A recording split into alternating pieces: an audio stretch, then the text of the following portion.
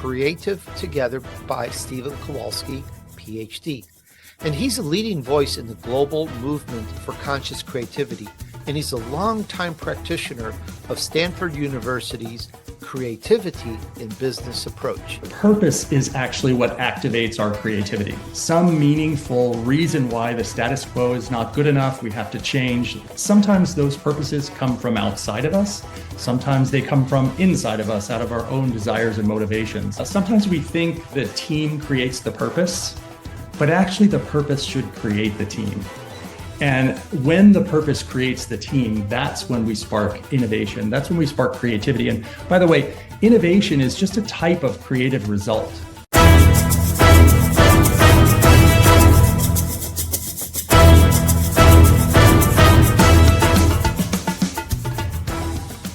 And here's an insider's brief about a new book that will help you spark creativity for yourself and those you work with.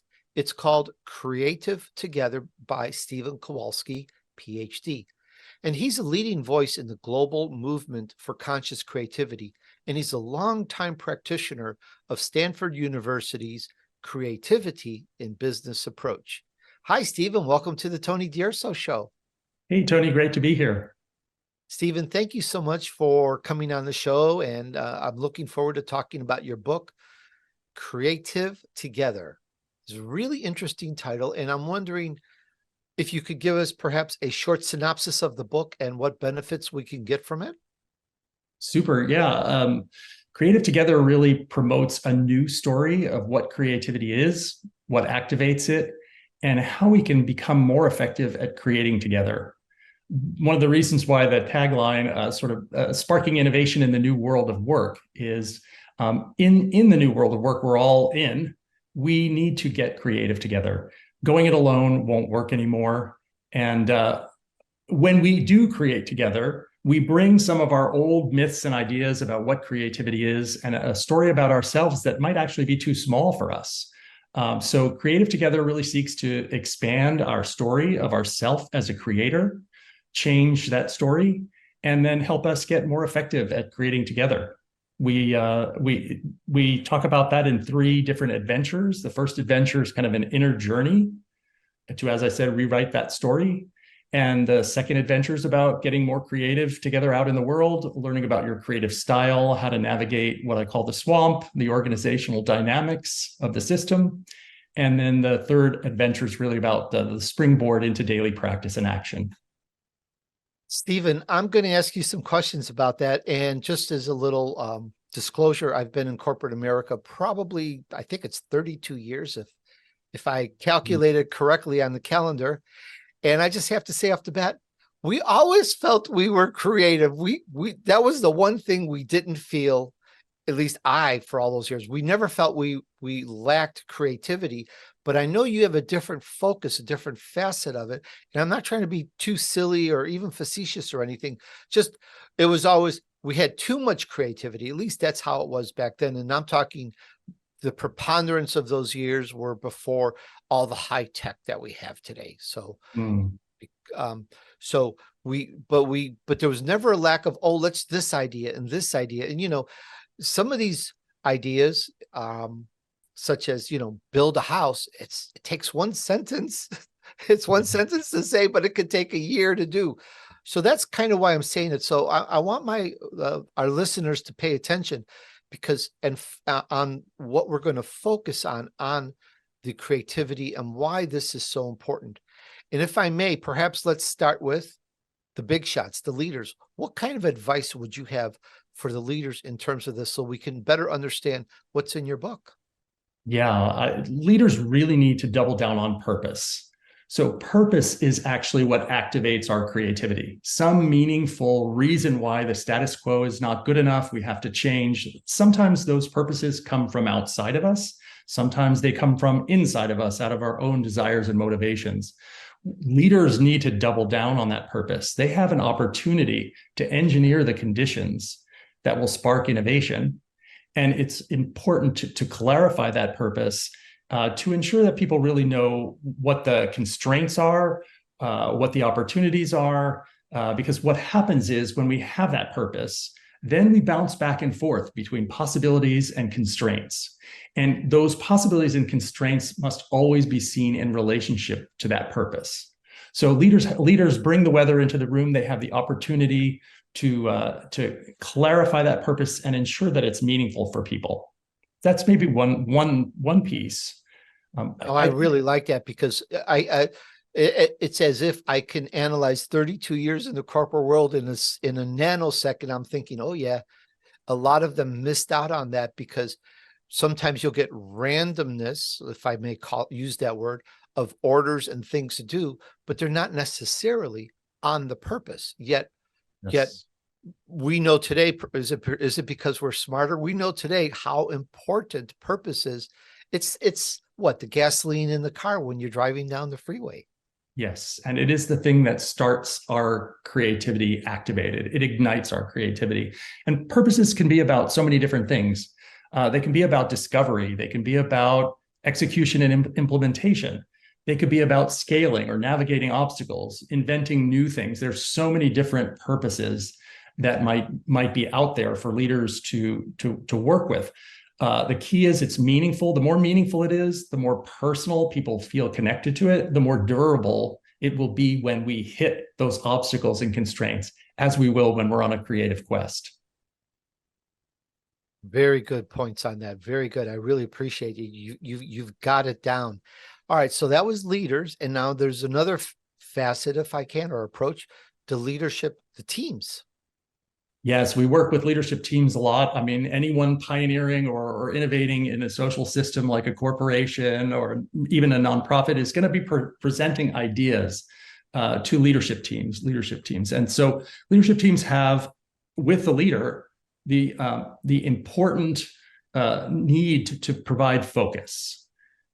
Creativity here, creativity not here. And this is maybe related to what you were saying earlier about what some might call 1,000 flowers blooming, creativity everywhere. Sometimes we say there's too much creativity. Actually, the problem is that leaders and leadership teams haven't helped people focus that creativity on the purposes, on the challenges that are most meaningful, on the priorities. So a great example of that is one department I work with, and their challenge was increase customer satisfaction while we're lowering the cost of delivering services. So there's creative tension in that, right? You don't know exactly how to do that right away. It's a call to action. It's a call for creativity to get activated. So number one, leaders and leadership teams need to focus people's creativity. Second, I think it's really critical to pay attention to how we empower others. This is not about abdicating leadership. Empowerment is not about advocating leadership, but it has to come with accountability. So leadership teams clarify the scope, clarify the constraints, help people understand what they might run into, and then provide the appropriate degrees of freedom and the decision-making where that makes the most sense, right? So these are critical. And remember, people are coming to the leadership team with some of the products and the artifacts and the output of their creative activity, right? Let's be appreciative. Let's be frank and respectful.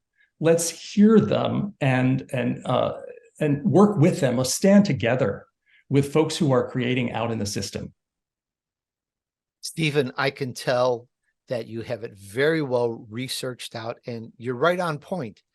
And I so wish we had you way back then as a consultant for some of the companies I worked at, because they had their flaws. They didn't have this refined understanding and sense on leadership and creativity as we have it today, as in your book. So I really like that. Very, very needed.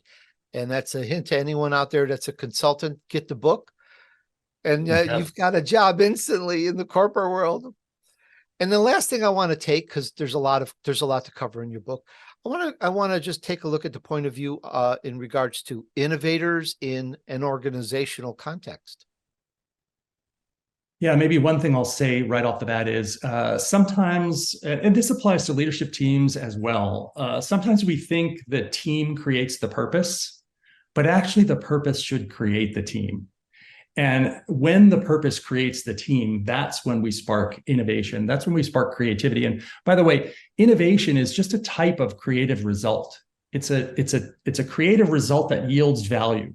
That's why 1,000 flowers blooming is such a problem sometimes, because it doesn't necessarily yield value. It's not directed into the strategic priorities of the company, right? So it's really important to double down on purpose and to really shape the team through the purpose. So that's one that I'll say. Another one is you are going to be meeting resistance. Resistance management, we talk about change management, we talk about stakeholder management. We don't really talk that much about resistance management and pioneering or bringing forward, trying to change the status quo in an organizational system that's designed to protect itself from change. We need to get better at resistance management. And sometimes people resist because they have a critique of the ideas. That's great. That makes us better. Sometimes people resist because what you're doing is kind of new and untested, and it might be a little risky to align with you. So they're not ready to support you. We can turn those folks into allies, right? The kind of resistance that's really tough is when what we're doing is actually impinging or kind of working against something that someone else is really invested in, and they might resist us for political reasons or for for ego reasons, right? So understanding what the types of resistance and learning how to work around that is really critical. And I'll say one other thing, as I said earlier, creating together is where the strength lies. Our network is our net worth, and it's really important to get better at creating together. And that means we have to understand our own style, our own creative style, and how that might inhibit or accelerate the work we're really passionate about. Great points. I really, really appreciate it. And for you out there, you're an entrepreneur. You may be a solopreneur, just one person, and you may or may not think, what does this have to do with me? But come on, you know this. You have subs, you have people you hire, you have affiliates, you have people that work with you.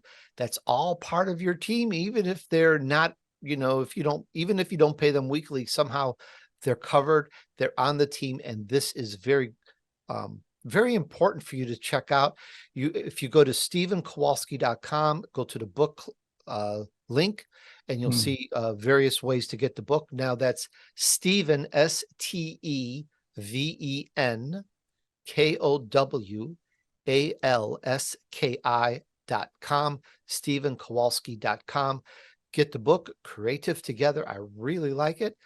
I think we've said it all. We've said it enough to spark creativity in wanting to get the book and learn more about it. Super, Tony. Thank you so much. Steven, thank you so much for being on the show. Thank you. Great to be here.